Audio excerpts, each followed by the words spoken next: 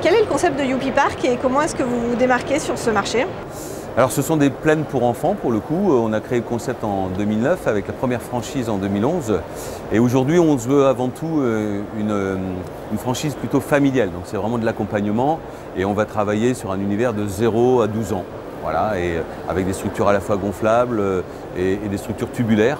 Et puis s'adapter également sur la partie bébé parce que de plus en plus on a des sollicitations. On travaille énormément également avec les relais d'assistantes maternelles ou les centres de loisirs. Voilà, c'est ce qui va un petit peu nous catégoriser. Mais j'insiste sur cette partie familiale qui est importante. Le concept vit depuis 2009 aujourd'hui par les fondateurs Christophe et Séverine Serry. Et voilà, c'est un peu leur bébé qu'ils élèvent depuis le début. On sera à notre 11e parc à partir de fin 2023. Un beau chiffre, quels sont vos grands projets pour 2023? Eh bien déjà, c'était de participer au Salon de la franchise, une belle réussite. On le voit, on le mesure avec le taux de contact qu'on a pu faire sur ces 2 premières journées. On a lancé également une refonte au niveau de nos sites internet, l'arrivée de quelques animations. Je ne peux pas trahir tous les secrets, on va garder un petit peu ça au fur et à mesure de l'année.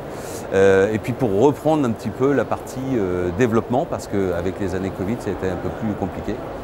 Voilà pour cette partie-là. Et du coup, quelles sont vos perspectives de développement sur 2023 et puis à plus long terme? Alors on n'a pas mis d'objectifs chiffrés évidemment, mais si sur l'enseigne on avait la possibilité, aujourd'hui on est en contact sur 3-5 parcs, ça fait partie des éléments qui sont dans le domaine du probable. On ne fera jamais de quantitatif, on va rester toujours dans le qualitatif. Comme je disais, c'est vraiment un esprit familial, de proximité. Et ça, c'est quelque chose qu'on ne veut pas perdre. On veut garder notre indépendance. Et donc, il faut le temps d'absorber. Signer, c'est bien, mais les conserver, c'est mieux.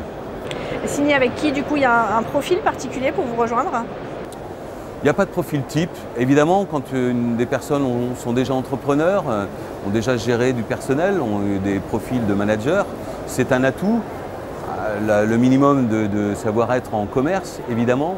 Après, on est ouvert, il n'y a pas besoin d'être spécialiste pour enfants, il n'y a pas besoin d'être spécialiste en manager. C'est déjà un esprit d'entreprendre, c'est énorme. Souvent, c'est le projet d'une vie pour certains et c'est ce qui compte d'abord et avant tout, c'est l'envie.